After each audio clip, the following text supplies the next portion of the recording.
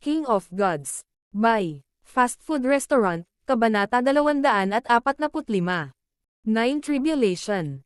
Sa gubat. Madilim ang langit at umalangaw-ngaw ang kaluskos ng kulog habang bumuhos ang ulan.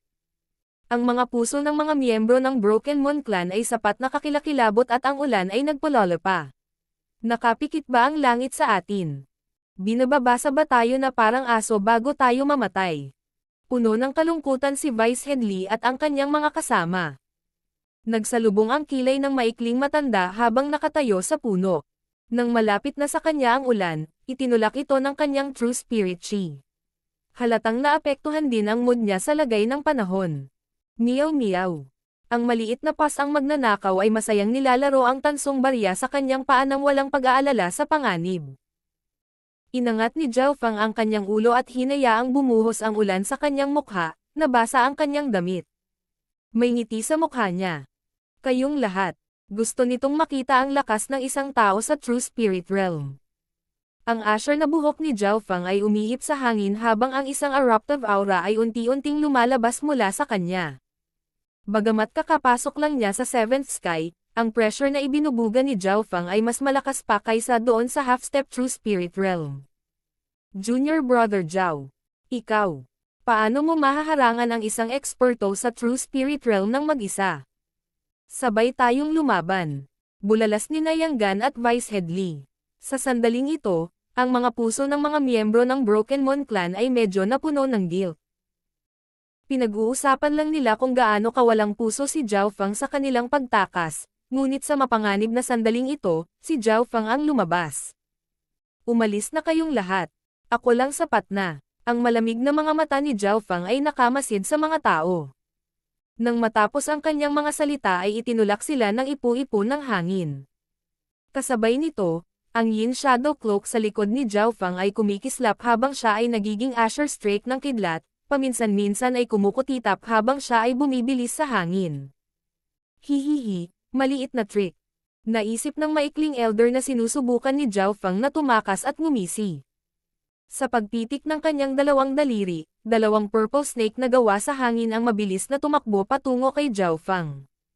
Ang huli na nasa kalagitnaan ng hangin. Wind Lightning Destruction. Pina-circulate ni Zhao Fang ang kanyang True Force at Bloodline Power sa maximum at isang malasalamin na tato ang lumitaw sa kanyang katawan, dahilan upang ang kanyang mga katangian ay tumaas sa tuktok nito. Nag-interact ang hangin at kidlat, na lumikha ng isang ipo-ipo ng kidlat na bomb-alot sa pag-atake ng maikling elder. Shua! Ang dalawang purple snake ay tila nagkaroon ng kamalayan at talagang dumaan sa hatik ng hangin at kidlat, gayunpaman, ang kulay nito ay lumabol ng 60 hanggang 70%.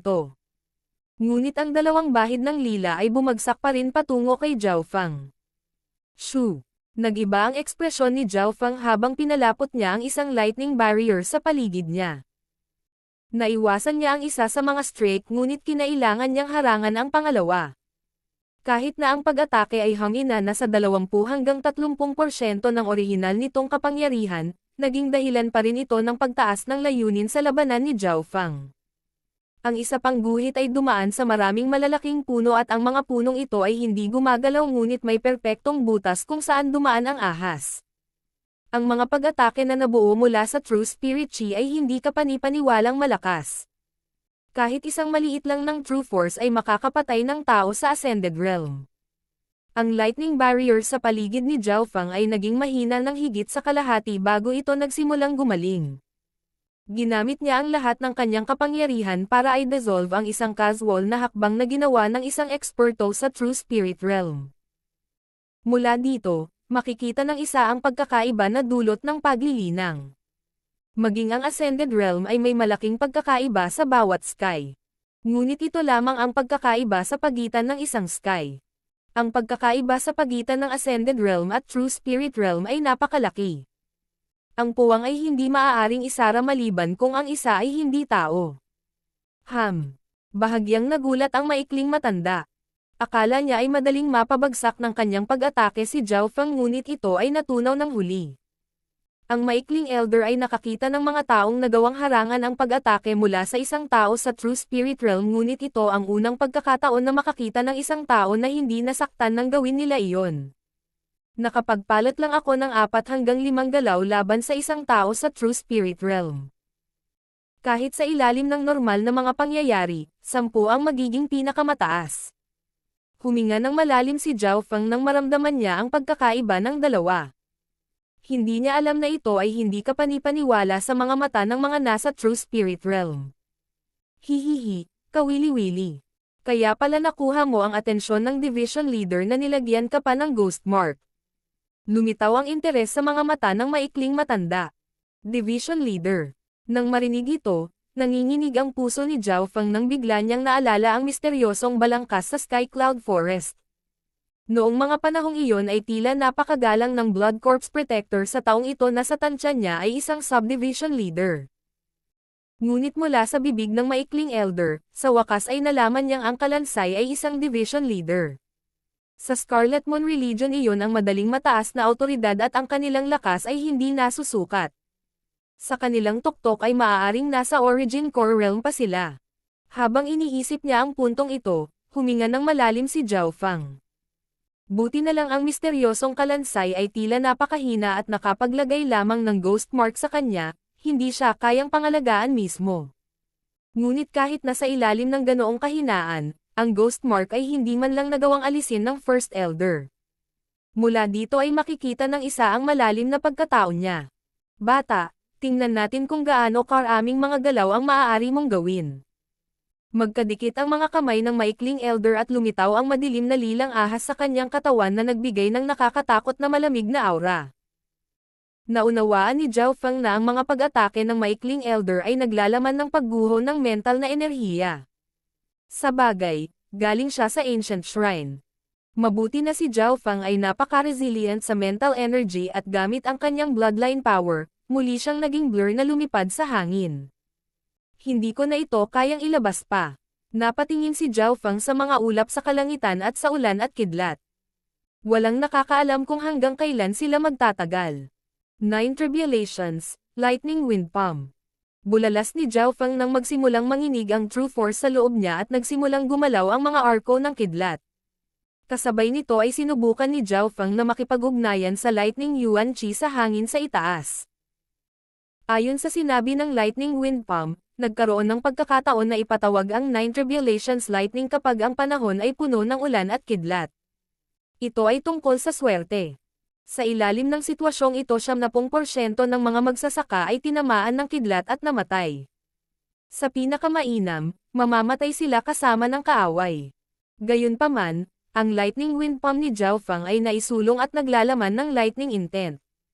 Ang ikapitong antas ay ang pinakamataas na antas at maaaring ipatawag ang 9 Tribulations power na ang kapangyarihan ay hindi masusukat. Ngunit kahit noon pa man ay nakipagsapalaran si Zhao Feng. Ang rate ng tagumpay ay hindi 100% gayunpaman, ang huli ay nakakuha ng kaunting pag-unawa sa Origin Core Ruins at naunawaan kung paano mas mahusay na gumamit ng kidlat, muli na binago ang orihinal na Lightning Wind Palm. Ano ang nangyayari?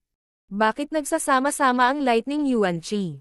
Tumigil ang figure ng maikling elder nang makaramdam siya ng abnormal na aura. Hong Long Long. Pumuputok-putok ang kulog sa ulap. Q. Isang arko ng kidlat na 10-10 yarda ang lapad at kasing kapal ng isang puno ang lumipad na dumaan sa ulo ni Zhao Feng. Nababaliw na ang brat na ito.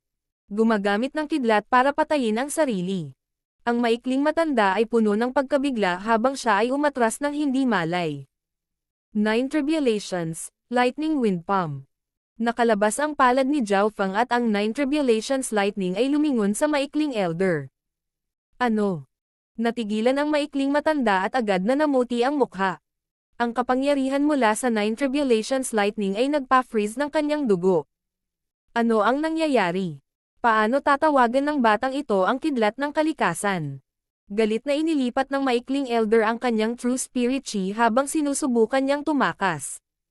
Boom! Hindi siya direktang tinamaan ng 9 Tribulation Lightning ngunit isang bahagi pa rin nito ang tumama sa kanya. Ang pandak na matanda ay humagulgol ng ang kanyang balikat ay nasunog at nagbuga ng itim na usok. 9 Tribulation, Lightning Wind Palm. Ipinatong ni Zhao Feng ang dalawang kamay sa hangin at tinawag ang dalawang arko ng kidlat patungo sa maikling elder. Lubhang pangit ang ekspresyon ng maikling elder habang sinusubukan niyang umiwas, ngunit sa huli, tinamaan pa rin siya ng Nine Tribulations Lightning, na naging sanhi ng pagluwa niya ng isang subo ng dugo. Ang pag-ataking ito ay nagdulot ng malubhang pinsala sa maikling elder at gumastos ng maraming yuan chi upang harangan ang kidlat. Sa wakas ay nakatakas siya ng ilang milya palabas, na wala sa saklaw ng opensa ni Zhao Fang. Ang kanyang katawan ay nasunog na itim at malubhang nasugatan. Paano nangyari ito? Maaaring ito ay ang panahon. Nag-iba ang ekspresyon ng maikling matanda. Hindi mahirap para sa kanya na hulaan ang katotohanan. Sa sandaling ito, naubos na ang yuan chi ng maikling elder at malubhang nasugatan ang kanyang katawan. Kung hindi niya pagalingin ang kanyang sarili ng mabilis, magkakaroon ng mga problema na maaaring maging sanhi ng pagbagsak ng kanyang paglilinang. Tumakbo. Ang maikling matanda ay labis na nadismaya at lumipad palayo.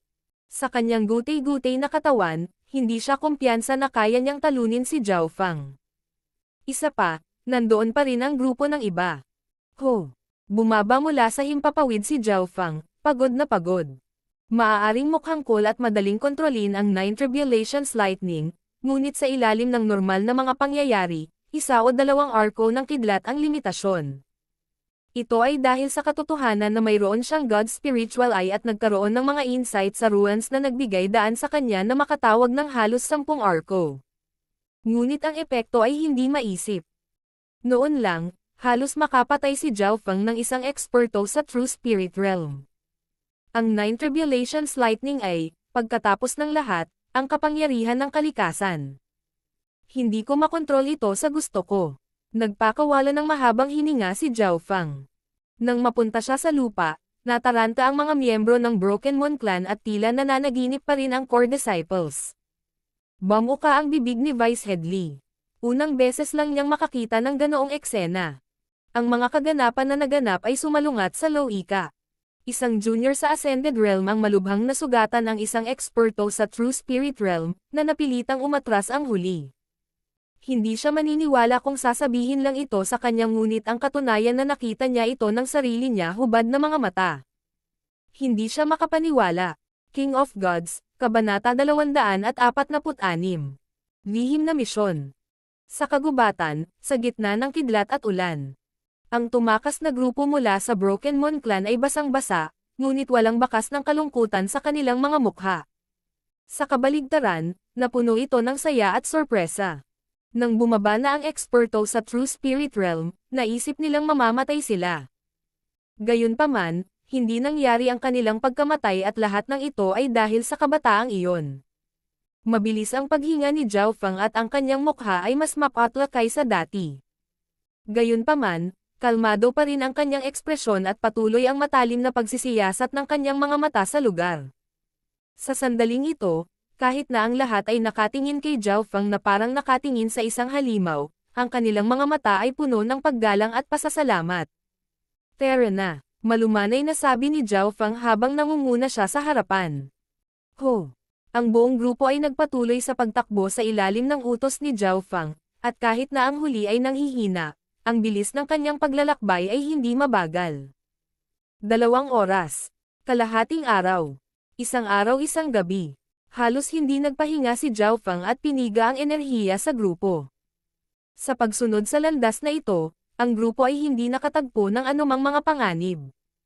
Wala ni isang Yao Beast ang nakatagpo. Bagamat nagsimulang umikot ang isip ng grupo habang papasok sila sa malamiz na kagubatan, si Zhao Fang na nasa harapan ay kalmado at tahimik. Ang kanyang kaliwang mata ay kumikinang sa isang Asher light na parang nakikita niya ang lahat. Sa tuwing tila dead-end ang landas, magugulat sila ni Zhao Fang. Naisip ni Yang Gan na may kinalaman ito sa kapangyarihan ng bloodline ni Brother Zhao. Sa wakas, sa araw na ito, sa ilalim ng utos ni Zhao Fang, lahat ay pinayagang magpahinga ng kalahating araw. Ang grupo ay pagod na pagod, at si Ran Xiaoyuan pati na rin si Lin Fan na may mahinang kultibasyon ay halos himatayan. Inilibot ng mga mata ni Zhao Fang ang grupo at naisip. Ang lugar na kasalukuyan nating kinaroroonan ay halos 10,000 milya ang layo mula sa labanan. Ang ghost mark ay mararamdaman lamang sa loob ng 1,000 milyang radius. Ang maikling matanda noon ay malubhang nasugatan at ang kanyang katawan ay halos ganap na nawasak. Kung hindi siya mabilis na gumaling, maaari itong mag-iwan ng permanenteng pinsala sa kanya. Dahil sa katotohanang nililinis ng Iron Dragon Country ang 13 clans, ang pinakamagagawa nila para harapin si Zhao Fang ay magpadala ng isang eksperto sa True Spirit Realm para patayin siya. Sa pag-iisip hanggang dito, ang puso ni Zhao Fang ay puno ng kumpiyansa. Makalipas ang 4 na oras. Matapos magpahinga ng ilang sandali, halos gumaling na sila at gumanda ang kanilang mga mukha. Brother Zhao, bagamat nakatakas tayo, si Master. Sila. Puno ng pag-aalala si Yang Gan. Matapos ang pagkamatay ng Broken Moon Clan Master, ang First Elder ay naging core ng clan. Bukod pa rito, dahil sa pagkakanulo ni Haiyun Master, ang lakas ng Broken Moon Clan ay nabawasan ng husto. Buhay pa sila. Ang espiritual na mata ng Diyos ni Zhao Fang ay nakatutok sa isang tiyak na direksyon at nagpadala ng isang tipak ng Asher na liwanag na naglalaman ng mental energy, tila naabot nito ang kabilang panig. Walang kamalay-malay, naramdaman ng grupo na ligtas sila nang marinig nila ang mga salita ni Zhao Fang. Gayunpaman, nag-aalala pa rin si Zhao Fang. Buhay. Ngunit hindi ito nangangahulugan na sila ay nakatakas at sila ay ligtas. Bilang isang dalubhasa sa True Spirit Realm, ang mga taong humahabol kay First Elder at Granny Liuyo ay magiging mas malakas. Paano ito? Mananatili kami ni Vice Head Lee habang ang iba ay susundan si Brother Yang pabalik sa Broken Moon Clan upang bigyan sila ng babala na palakasin ang kanilang mga depensa. Kung mayroong mali sa Broken Moon Clan, dapat kayong magtago sa Sky Cloud Forest o umalis sa 13 bansa. Utos ni Zhao Fang. Sa sandaling ito, hindi natitinag ang autoridad ni Zhao Fang. Brother Zhao, mag-ingat ka. Matalim na tiningnan ni Yang Gan si Zhao Fang habang sinusundan ng iba ang landas pabalik sa Broken Moon Clan. Sa ngayon, si Zhao Fang at Vice Head Lee lang ang naiwan. Bago sila umalis, si Ran Xiaoyuan at Lin Fan ay puno ng pag-aalala at pag-aalala. Hindi mahirap isipin kung bakit naiwan ang pinakamalakas na dalawa sa grupo. Nanatili sila sa likod para tulungan si First Elder at Granny Liuyo. Ang dahilan kung bakit pinaiwan ni Zhao Fang si Vice Head Lee ay dahil siya ay mapagkakatiwalaan at ang kanyang lakas ay malapit sa kanyang sarili.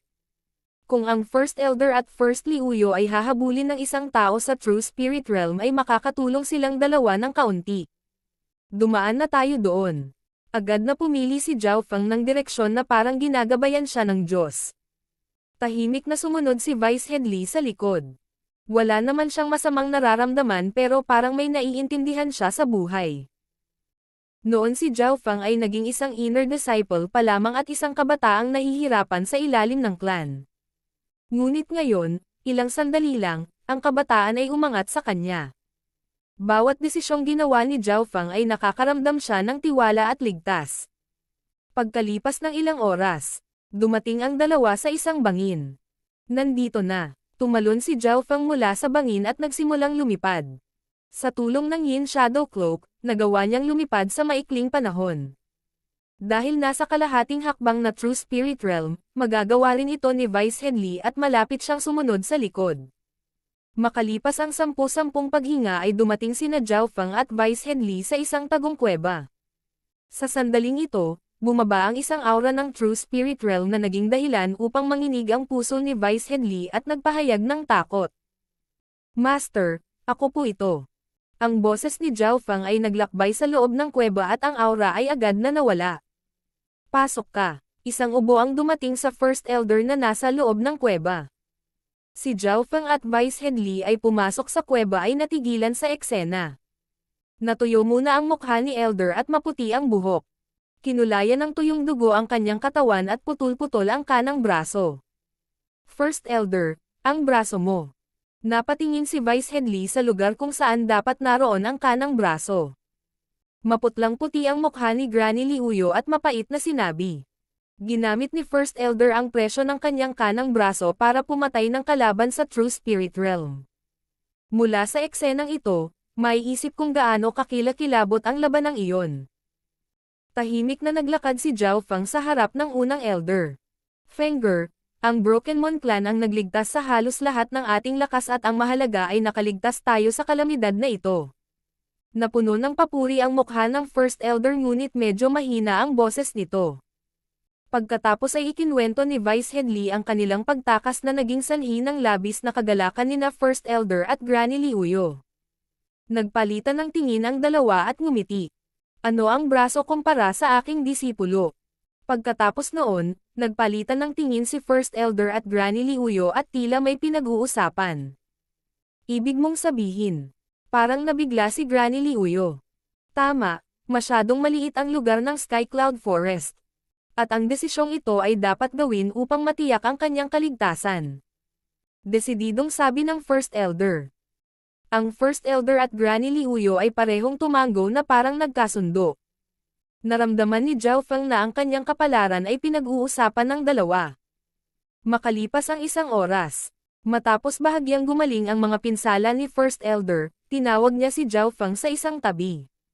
Fenger, ang Brokenmon clan ay nasa panganib ngayon at mayroon akong lihim na misyon para sa iyo. Mataimtim ang ekspresyon ng First Elder at ang kanyang mga mata ay puno ng pag-asa at pag-asa. Sumasang-ayon ako. Hindi nagtanong si Zhao Feng kung ano ang misyon. Pagkatapos ng pagsasama ng God's Spiritual Eye, naging mas kalmado siya at nanlamig ngunit hindi nagbago ang kanyang emosyon. Si First Elder ay isa sa pinakamahalagang tao sa kanyang buhay at pinrotektahan siya sa clan. Sa pagkakataong ito, inilagay ni First Elder ang kanyang buhay sa linya at nawalan ng braso para protektahan si Zhao Feng at ang kanyang kasama. Kahit na ito ay para sa pasasalamat, papayag si Zhao Feng sa mga hinihingi ng kanyang master. Higit pa rito, sigurado si Zhao Feng na ang hiniling ni master ay para sa kanyang kapakanan. Tumingin ng malalim si First Elder kay Zhao Feng. Hindi na kailangan ng mga salita. Alam niya kung ano ang kanyang alagad mula sa isang simpleng aksyon. Lalo siyang nadama na maswerte sa isang mabuting alagad. Walang pagsisisi. Nakita mo na ang kapangyarihan ng Iron Dragon Country. Hindi ito isang bagay na kayang panindigan ng 13 clans. Higit pa rito, ito ay nasa ilalim ng suporta ng Scarlet Moon Religion. Sabi ng First Elder. Tinanggaw ni Zhao Feng ang kanyang ulo at nahulaan sa kanyang isipan. Sa makatuwid, nagpa siya akong ipadala ka sa Northern Continent Clan para sa tulong. Nagpatuloy ang First Elder. Tulong. Kinumpirma ni Zhao Feng ang kanyang mga hula. Ang kasalukuyang sitwasyon ay medyo malungkot para sa 13 clans. Matapos talunin ang Sky Rich Country, ang Iron Dragon Country ay nakapagpadala pa rin ng puwersa para labanan ang 13 clans. Ang pagkontrol sa sitwasyon ay naging sanhi ng panlalamig ng iba. Nangangahulugan ito na ang 13 angkan ay tinamaan lamang ng mga labi ng labanan sa pagitan ng dalawang bansa. Ang lugar na ito ay hindi kahit isang war zone, hindi ito maaaring ituring na isang larangan ng digmaan. Kanino tayo hihingi ng tulong? Hindi masyadong alam ni Zhao Feng ang sitwasyon bukod sa Sky Cloud area. Mayroong humigit kumulang 50 bansa na kasing lakas ng Iron Dragon Country at Sky Rich Country. Siyempre, mayroon ding mga bansang ilang beses na mas malakas kaysa sa kanila. Ngunit sa itaas ng malalakas na bansa ay mayroon ding magagandang bansa. Bahagyang huminto si First Elder. Maliit na bansa, malakas na bansa, mahusay na bansa. Isang larawan ang lumitaw sa isip ni Zhao Feng. Ang 13 bansa ay tiyak na maliliit na bansa, hindi mahalaga sa sinuman. Walang maliit na bansa ang nakaharang sa malalakas na bansa. Ang mga clans sa Iron Dragon Country ay madaling durugan ang 13 clans. Gayunpaman, ang mga bansang kasing lakas ng Iron Dragon Country at Sky Rich Country ay wala sa pinakamataas. Dahil nasa itaas nila ang mga dakilang bansa. Mayroong iba pang malalakas na bansa malapit sa lugar ng Sky Cloud Forest. Kung handa silang tumulong, malulutas ang panganib sa 13 clans. Kung makakakuha ka ng tulong mula sa Canopy Great na bansa, ang bagay na ito ay madaling malulutas. Nakangiting sagot ni First Elder. Pagkatapos ay naglabas siya ng mapa ng Northern Continent. Ang mapa ay puno ng mga zone at lugar. Nasaan ang 13 bansa? Kinopya ni Zhao Feng ang mapa gamit ang kanyang kaliwang mata at sa wakas ay natagpuan ang 13 bansa sa kanang ibaba ng mapa, ang kanilang teritoryo ay kasing laki ng isang tuldok. Gayunpaman, ang malalakas na bansa tulad ng Iron Dragon Country at Sky Rich Country ay may malinaw na marka. Depende sa swerte kung makakakuha ka o hindi ng tulong. Ang kontinente ay napakalaki at walang sapat na mapagkukunan o pera, ang ibang mga bansa ay maaaring hindi mag-abala na dumating. Habang nagsasalita siya hanggang sa puntong ito, bumaling ang mga salita ng First Elder. Ang paghingi ng tulong ay hindi ang pangunahing layunin. May isa pa akong mas importanteng sasabihin sa iyo. King of Gods, Kabanata 247. True Lord Descending. May isa pa akong mas importanteng sasabihin sa iyo. Habang nagsasalita siya, may kumislap na liwanag sa mga mata ni First Elder ngunit di nagtagal ay lumabo ito habang walang tigil ang pagbabago ng kanyang ekspresyon. Sa sandaling ito, ang First Elder ay nahuhulog sa kanyang mga alaala at mga ekspresyon ng pag-iisa, pangungutya, panghihinayang, at puot sa kanyang mukha. Mula nang siya ay naging disipulo ng First Elder, ito ang unang pagkakataon na nakita ni Zhao Feng ang kanyang first na may ganoong komplikadong mga ekspresyon. Nagkasala akong sabihin ito ngunit ang misyon na ito ay isinasaalang-alang din ang aking mga personal na gawain. Nabawi ng First Elder ang kanyang kalmado at naglabas ng kalahating brush na gawa sa kristal at ibinigay ito kay Zhao Feng. Dahan-daang hinawakan ni Zhao Feng ang hairbrush at napansin na gawa ito sa isang espesyal na material na ginawa itong maihahambing sa isang mid-grade mortal na armas. Ang isang mid-grade mortal na sandata ay hindi gaanong para sa pinakamakapangyarihang elder sa clan, gayunpaman, bahagyang nanginginig ang mga daliri ni First Elder habang iniabot niya ito. Pagkatapos ay agad na naglabas ang First Elder ng panulat at papel pagkatapos ay mabilis na nagsulat ng isang liham na ibinigay niya kay Zhao Feng. Kailangan mong ibigay ang liham na ito at kalahati ng hairbrush na ito sa pamilya Leon ng Canopy Great Country. Kung ang sitwasyon sa 13 bansa ay hindi mailigtas, tutulungan ka ng taong ito dahil sa ating relasyon. Ang First Elder ay time na nagsalita. Inilibot ng mga mata ni Zhao Feng ang liham at nakita ang ilang salita dito. Liu Qingxan ang maaaring magbukas. Isang sulat, kalahating brush ng buhok. Parehong pupunta sa Canopy Great Country. Ano ang kaugnayan sa pagitan ng receiver at master? Kahit na nagtataka si Zhao Feng, hindi siya nagtanong. Kahit na ito ay para sa pasasalamat, tatapusin ni Zhao Feng ang gawaing ito nang walang pag-aalinlangan. Higit pa rito, malinaw na inaalagaan ni First Elder si Zhao Feng. Masasabing ito ay sadyang ginawa para sa kanya. Tumingin sa ibang perspektibo. Sa talento ni Zhao Feng, ang pananatili sa 13 countries ay maghihigpit lamang sa kanyang paglaki. Pero kung nakapasok siya sa mas malalaking lupain, baka iba na ang kinabukasan niya. Dapat kang umalis sa 13 bansa sa loob ng 2 buwan. Bukod dito, upang payagan ang pagiging lihim, hindi ka na makakakita ng sino man mula ngayon. Mahigpit na sabi ng First Elder. Ang ibig sabihin ni Master ay hindi ko na makakausap muli ang mga tao ng clan. Mas mainam na huwag gawin iyon. Bumantong hininga si First Elder pagkatapos ay idinagdag. Kung tungkol sa iyong pamilya, tutulungan ko sila. Kung wala ka nang natitirang alalahanin, pwede ka nang umalis. Nang marinig ito, sa wakas ay nagbago ang ekspresyon ni Zhao Feng. Bakit nagsalita ang First Elder na para bang siya ay mamamatay?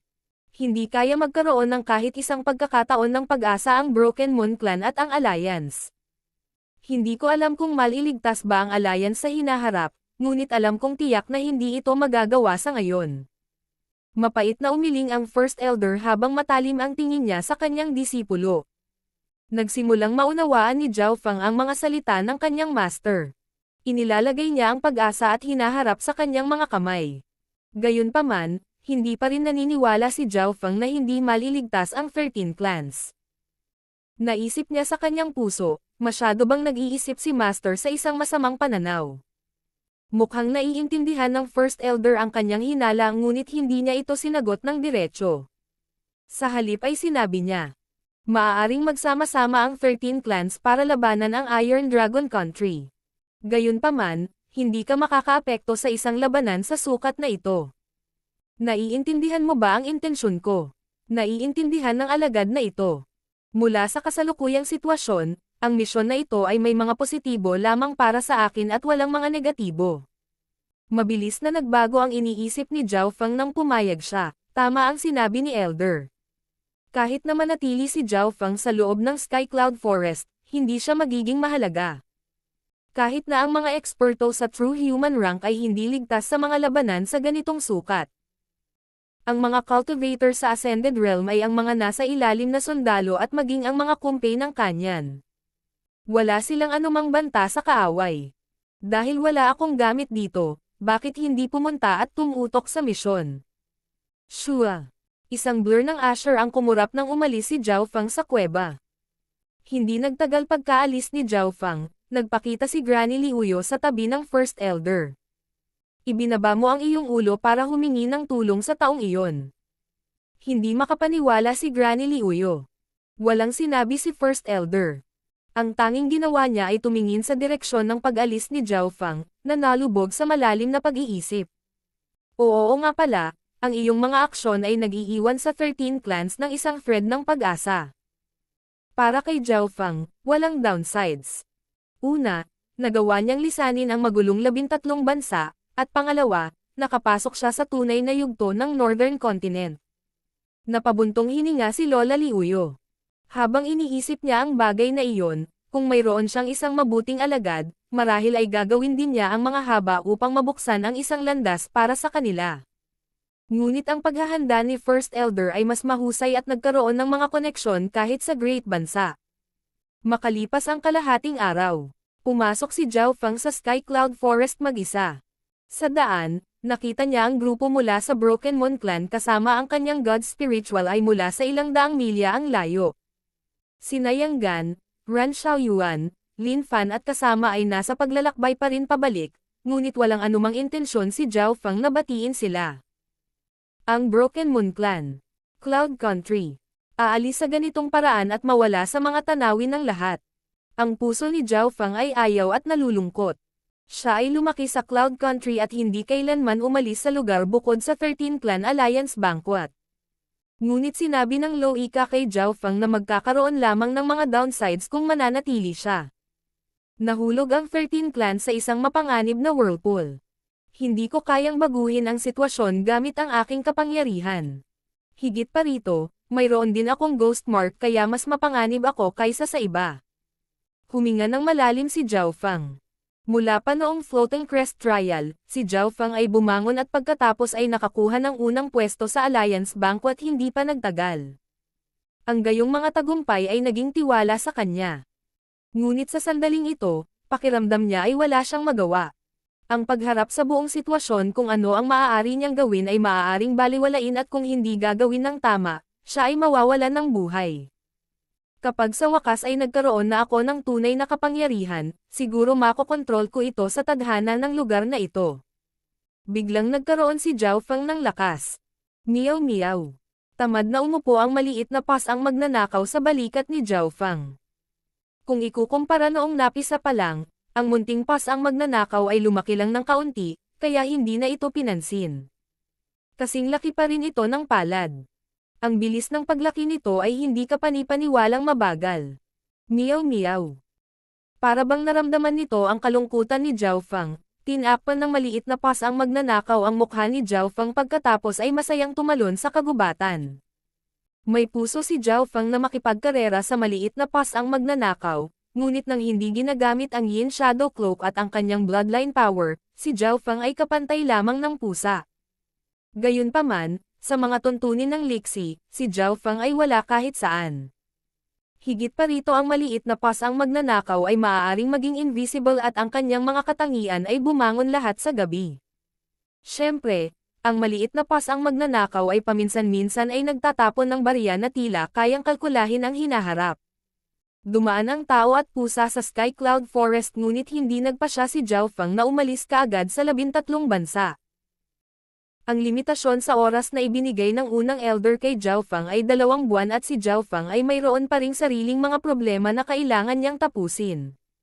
Una, ang kanyang cultivation ay tumaas ng 2 sky sa Alliance Banquet at kailangang pagsamahin. Pangalawa, ang ghost mark ay isang problema na kailangang alagaan. Ito na ang pangalawang problema na naging dahilan ng pananakit ng kanyang ulo. Ang misteryosong balangkas ay talagang isang division leader. Noong nasa tuktok na ang Scarlet Moon Demonic Religion, isang subdivision lang ang nagawang walisin ang 13 clans at sirain pa ang isang strong country. Ang division leader ay hindi maarap. Sa araw na ito, pumasok si Zhao Feng sa isang misty zone. Ito ang mga panlabas na gilid ng 100 Graves Forbidden Ground. Ang paglapit ay magiging lupain ng mga buto kung saan naroon ang sumpa. Ang maulap na kagubatan ay may mahiwagang kapangyarihan na maaaring makapagpigil sa pandama ng isang tao, kahit na ang mga eksperto sa True Spirit Realm ay mapipigilan ang kanilang mga pandama. Dito muna ako magbubungkal. Dapat itong maging ligtas. Nakahanap si Zhao Feng ng isang sulok at umupo. Makalipas ang kalahating buwan, pinagsama-sama ni Zhao Feng ang kanyang paglilinang. Masyadong padalos-dalos ang pag-unlad ng dalawang skies sa maikling panahon. Ang lahat ay nagkaroon ng ups and downs. Habang pinagsasama-sama ni Zhao Feng ang kanyang cultivation ay napansin niya na ang potensyal sa kanyang katawan ay itinulak pababa at ang pag-unlad ay magiging mas mahirap. Ito ang downside ng pagbagsak sa tulong ng mga item. Sa kabutihang palad, wala siyang anumang intensyon na masira sa loob ng maikling panahon. Mayroong maraming mga matatandang tao sa clans na nanatili sa antas na ito sa loob ng mga dekada o kahit sa kanilang buong buhay. Ang agwat sa pagitan ng True Spirit Realm at Ascended Realm ay napakalaki. Upang makalusot, ang isang tao ay dapat magkaroon ng kapalaran, potensyal, talento, at swerte. Pagkatapos ng isa pang kalahating araw ng cultivation, ang cultivation ni Zhao Feng ay naging matatag ngunit ang pagtaas ng kanyang potensyal ay limitado. Pagkatapos pagsamahin ang kanyang pundasyon ay dumating ang pangunahing problema, ang Ghost Mark. Naramdaman lang ni Zhao Feng ang pagkakaroon ng Ghost Mark nang buksan niya ang kanyang God's Spiritual Eye, ngunit sa kanyang cultivation at mastery sa mental energy, hindi ito sapat para masira ang markang ito. Ang kahirapan ay katumbas ng pagpasok sa True Spirit Realm. Gayunpaman, hindi sumuko si Zhao Feng. Nakatuon siya sa mental energy techniques at kung ano ang natutunan niya sa Alliance Banquet. Walang kamalay-malay, ang kanyang kahusayan sa mental energy ay higit na lumampas sa mga kasanayan tulad ng heart controlling technique. Sa panahong nakatuon si Zhao Feng sa mental energy, ang sitwasyon sa 13 bansa ay sumailalim sa malaking pagbabago. Isang bahagi ng 13 clans experts ang nagtagumpay sa pagtakas. O mas tiyak, ang 12 clans. Pagkatapos ng kalahating buwan ng pagpaplano, inatake ng mga puwersa ng 12 angkan ang Concealed Dragon River. Sa sandaling ito, ang Concealed Dragon River ay naging kuta ng Iron Dragon Country. Ngunit ang kakaiba ay ang Iron Dragon Country ay hindi nagpadala ng maraming eksperto o sundalo. Ang puwersa ng 12 clans sa sandaling iyon ay lumampas sa Iron Dragon Countries. Nagsimula ang labanan. Ang 12 clans ay may kumpiyansa na pinilit na pabalaykan ang Iron Dragon Country. Ngunit sa sandaling ito, lumitaw ang isang maling kalkulasyon. Isang walang kapantay na eksperto ang lumitaw sa panig ng Iron Dragon Country. True Lord Rank. True Lord Descending. Noong panahong iyon, doble ang puwersa ng 12 angkan kumpara sa panig ng bansang Iron Dragon, ngunit nang bumaba ang True Lord, lahat ng kalamangan ay nawala. Ang mga nasa True Lord rank ay maaaring baliktarin ang mga ulap at magpatawag ng ulan, at may kakayahang ayusin ang labanan. Walang nakakaalam kung gaano kalakas ang isang True Lord. Alam lang nila na ang mga matataas na echelon sa True Spirit Realm ay sumuko ng walang labis na pagtutol. King of Gods, Kabanata 248. Isang halik, isang inumin. Sa gitna ng Concealed Dragon River. Ang mga elder ng 12 angkan ay sumuko na. Nababalot ng pait at kawalan ng kakayahan ang kanilang mga mukha. Ang pagpusada sa hangin ay isang kabataan. May hawak siyang metal fan at may matalas at nagyayelong mga mata. Ang pinaka-weird sa kanya ay ang layer ng metal na pamatong sa kanyang balat, maging ang kanyang damit at buhok ay tila metal. Ang malamig at metal na aura ay pumasok sa kalapit na espasyo, na tila nagyayelo. Walang kahit isang simoy ng hangin ang naruroon. Taishao True Lord, ang 12 clans ay sumuko at handang maglingkod sa malakas na bansang Iron Dragon. Papatayin mo ba kaming lahat? Pinigilan ng Grand Elder ng Cloud Sword Clan ang kanyang galit habang pinupunasan niya ang dugo sa gilid ng kanyang bibig. Bilang isang sword cultivator ng True Mystic rank, nalaslas niya ang katawan ni Tai Xiao True Lord at nagdulot ng mga sparks na lumipad, ngunit ang kalaban ay hindi nasugatan. Sa halip, siya ay tinamaan ng isang nakakatakot na rebounding force. Ang iba pang matatanda ng 12 angkan ay galit na galit, gayunpaman, hindi sila gumanti o wala silang iniisip na pagtutol. Ang True Lord Realm ay napakalayo sa kanila. Ang First Elder ng Broken Moon Clan ay bumuntong hininga. Noong nakaraan, ang Iron Dragon Country at ang Sky Rich Country ay mayroon lamang isang eksperto ng True Lord rank, kaya sila ay balanse. Gayunpaman, ngayon, ang Iron Dragon Country ay may isa pang eksperto sa True Lord rank, kaya agad nilang nabago ang sitwasyon. Ang pagsilang ng isang True Lord rank expert ay nakaapekto sa sitwasyon sa buong lugar. Nakatayo sila sa tuktok, at ang bawat pag-iisip o pagkilos ay maaaring makaimpluwensya sa buhay ng daan-daang milyong tao. Si Tai Xiao True Lord ay nag-hover sa gitna ng hangin ngunit nanatiling tahimik. Ang misteryosong itim na figure mula sa Iron Dragon Country ay naglabas ng isang blankong scroll na ilang yarda ang haba. Ito ay isang blood-pact scroll. Lahat ng cultivator sa True Spirit Realm na naruroon dito ay pumirma nito. Sabi ng misteryosong itim na figure.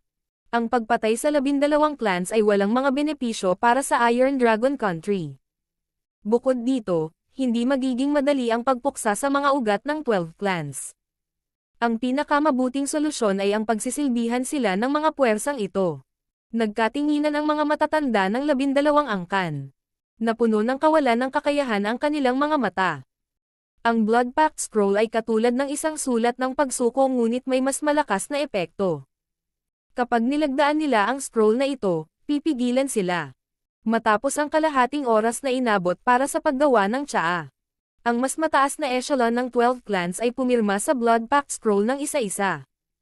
Para sa Ancient Shrine, sila ay orihinal na subdivision ng Scarlet Moon Demonic Religion at nasa panig ng Iron Dragon Country. Hindi nila kailangang lumahok. Q. Si Tai Xiao True Lord na nakahover sa gitna ng hangin ay walang ekspresyon na naging isang kumikislap na blur na sumanib sa kalangitan. Ang True Lord ay hindi nagpakita kahit isang oras at hindi man lang kumikilos ngunit binaliktad ang sitwasyon. Pagsuko ng 12 clans ay hindi nagtagal ay kumalat sa 13 bansa. Ang mga eksperto ng Iron Dragon Country ay pumasok sa 12 clans at ang matataas na echelon ng bawat clan ay nagsimulang magbago. Kabilang sa kanila ang Broken Moon Clan. Ang Haiyun Master ay naging Broken Moon Clan Master at naging kinatawan ng malakas na bansang Iron Dragon. Dahil sa katotohanang nawalan ng braso ang First Elder sa panahon ng labanan at nasunog ang kanyang pinagmumulan ng True Lord na nagresulta sa pagbaba ng kanyang cultivation, naging mahina siya. Ang Haiyun Master, na nakakuha ng tiwala ng malakas na bansang Iron Dragon at nagkaroon ng suporta ng Regulations Elder, ay naging taong may pinakamaraming awtoridad. Pagkatapos maging Clan Master, nagbigay ng utos ang Haiyun Master. Patayin ang taksil na si Zhao Fang. Si Zhao Fang ay lumabag sa mga patakaran ng clan, hindi iginagalang ang kanyang mga elder, at tumakas. Kung mahuli ng buhay, ibalik siya sa clan. Kung siya ay lumaban, patayin siya. Ang walang emosyong boses ni Haiyun Master ay umalangaw-ngaw sa buong bulwagan. Ang utos na ito sa lalong madaling panahon ay nalaman ng lahat. Naglista rin ang clan ng matataas na gantimpala para patayin o makuha si Zhao Fang. Ang pagbibigay lamang ng mga bakas ng Zhao Fang ay gagantimpalaan ang tao ng 10,000 mababang grade na Primal Crystal Stones. Ito ay hindi maliit na halaga kahit para sa mga eksperto sa True Human rank. Kung tungkol sa paghuli o pagpatay kay Zhao Fang, ang bounty ay 10 beses na mas mataas. Ang First Elder at Granny Liuyo ay naging low-key at tahimik sa lahat ng nangyari sa clan. Dahil ang Haiyun Master ay hindi makahanap ng anumang mga pagkakamali at hindi lubos na kumpiyansa na maaari niyang alisin ang mga ito, wala siyang nagawa. Sa oras na ito, nanginginig ang puso ng lahat mula sa Broken Moon Clan ngunit napakahusay ng Haiyun Master. Nagbigay siya ng mga gantimpala at pinarusahan ang iba ng patas, na nanalo sa puso ng ilang tao. Sa Sky Cloud Forest, sa maulap na lugar. Naiintindihan ni Zhao Fang ang mga diskarte sa enerhiya ng pag-iisip at sinusubukang tunawin ang ghost mark sa kanya. Hanggat nananatili sa akin ang ghost mark, malalagay ako sa panganib. Kung ang mahiwagang kalansay na iyon ay bumawi pabalik sa pinakamataas nitong lakas. Binasa ni Zhao Fang ang lahat ng mental energy technique sa kanyang isipan ngunit walang solusyon. Isang buong buwan na ang lumipas mula noong pinagsama-sama ang kanyang paglilinang. Ang kahusayan ni Zhao Fang sa mental energy ay tumaas at nagsimulang maunawaan ang ghost mark ng kaunti. Ang ghost mark ay katulad ng mahiwagang kapangyarihan ng Tears of 100 Graves ngunit ang ghost mark ay walang nakakasakit na katangian. Nag-iiwan lamang ito ng marka sa akin, sa makatuwid ang espiritual na mata ng Diyos ay hindi lumaban sa likas na hilig. Sa wakas ay may naunawaan si Zhao Fang. May isa pa siyang plano at iyon ay ang gamitin ang kapangyarihan ng Curse of 100 Graves para masira ang ghost mark. Gayunpaman, ang Curse of 100 Graves ay masyadong mapanganib at kailangang maging maingat si Zhao Fang. Makalipas ang kalahating araw, si Zhao Fang ay pumasok muli sa Curse of 100 Graves at ang hindi nakikitang malamig na kapangyarihan ay sinubukang pumasok sa kanyang katawan. Gayunpaman, ang kapangyarihang ito ay pinilit na bumalik sa pamamagitan ng aura mula sa espiritual na mata ng Diyos. Meow meow. Kinuha ni Zhao Fang ang maliit na pasang magnanakaw at hinayaan itong kalkulahin ang kanilang kapalaran. Ang munting pasang magnanakaw ay tumango habang inilabas nito ang barya na may pagmamalaki sa mukha bago ito ibinagsak sa hangin at sinalo ito gamit ang kanyang mga paa. Matapos mahuli ang barya, nagsalubong ang kilay ng munting pasang magnanakaw. Paminsan-minsan ay tumango ito, ngunit umiling din ito sa ibang pagkakataon. Ang koneksyon ni Zhao Fang at ng maliit na pasang magnanakaw ay napaka-espesyal, kaya alam niyang malabo ang sagot. Kahit ang maliit na pasang magnanakaw ay hindi makapagbigay ng eksaktong sagot. Kailangan nating subukan ito. Si Zhao Fang at ang munting pasang magnanakaw ay hindi nakita ang tadhana ng kamatayan. Siyempre, ito ay ipinapalagay na ang mga kasanayan sa hula ng maliit na magnanakaw na pusa ay gumagana pa rin. Pagkatapos ay umupo si Zhao Fang at ginamit ang kanyang God Spiritual Eye para maramdaman ang ghost mark. Kasabay nito, pinaikot niya ang kanyang bloodline power at pinagsanib ang Asher na dugo sa dimensyon ng kanyang kaliwang mata, na hamarang dito. Kapag ang Asher Abyss ay naharang, ang mata ni Zhao Fang ay babalik sa orihinal nitong itim at madilim na kulay. Nangangahulugan ito na isinasara ni Zhao Fang ang kapangyarihan ng espiritual na mata ng Diyos. Tulad ng inaasahan. Sa sandaling ito ay ganap na naharang, ang kapangyarihan ng sumpa ay lumabas mula sa likuran ni Zhao Fang.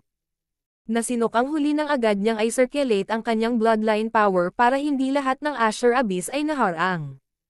Ngunit kahit noon pa man, isang tipak ng sumpa ang dumampi sa katawan ni Zhao Fang. Nanlamig ang katawan ni Zhao Fang. Parang may hindi mabilang na mga kamay na basa ng dugo ang umabot sa kanyang mga organo.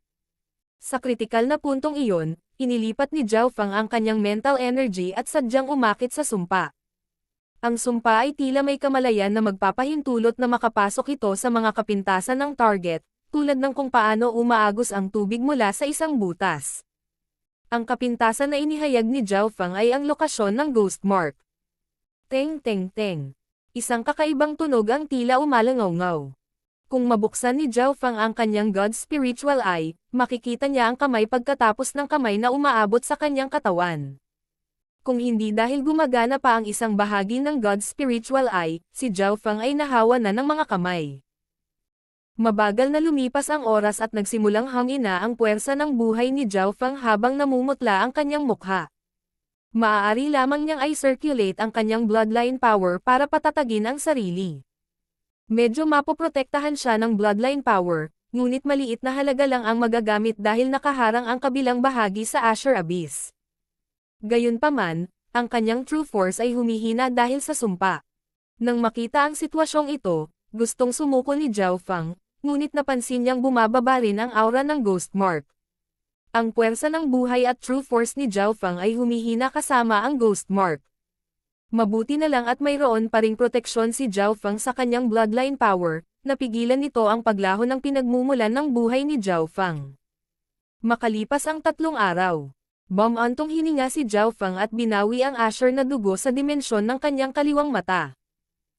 Kasabay nito, kahit na ang ghost mark ay ganap na nawala, ang kanyang true force level ay bumaba rin. Sulit ba ito? Bulong ni Zhao Feng sa sarili habang sinulyapan ang maliit na pasang magnanakaw sa kanyang balikat. Habang sinisira ang ghost mark, ang cultivation ni Zhao Feng ay bumaba sa sixth sky. Pinaikit ng munting pas ang magnanakaw ang mga mata ngunit hindi tumugon. Nalaman ni Zhao Feng na kahit na bumaba ang kanyang cultivation, mas matatag ang kanyang pundasyon at mas malaki ang kanyang potensyal kumpara noong siya ay nasa seventh sky.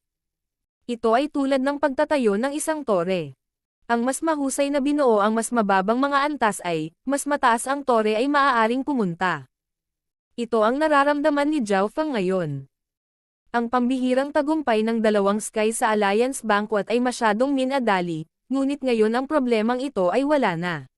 Bagamat si Zhao Feng ay bumaba ng isang sky, ang kanyang pundasyon at potensyal ay mas mahusay at ang ghost mark ay nawala. Isang halik, isang inumin. Parang itinadhana ng langit. Kasabay nito, sa isang misteryosong altar sa malakas na bansang Iron Dragon. Ang ghost mark ay nasira. Paano ito posible? Ginawa ba ito ng isang tao sa Origin Core Realm? Isang paus na boses ang umalangaw-ngaw. Ang boses na ito ay tila nagpapalamig sa kaluluwa ng isang tao at ang mga magsasaka sa True Human rank ay sumiksik dito. Ang may-ari ng boses ay isang itim na gintong robe skeleton na ang mga buto ay pilak na may paminsan-minsang kislap ng dark purple. Hindi. Yan ang kapangyarihan ng sumpa ng 100 libingan. Nagbago ang ekspresyon ng Skeleton Division Leader. Division Leader, walang makakatakas sa sumpa ng 100 libingan. Malinaw na patay ang tao. Isang pilak na may guhit na bangkay ng dugo ang tumawa sa gilid. Tumango ang Skeleton Division Leader. Kung namatay ang tao, mawawala rin ang ghost mark. Division Leader, tungkol sa sumpa ng 100 libingan. Tanong ng Blood Corps Protector. Iyan ang pinakamataas na lihim ng banal na relihiyon. Kahit na ang dakilang Panginoon, ako, ay hindi papasok sa ipinagbabawal na lugar na iyon. Hindi mo kailangang malaman ito.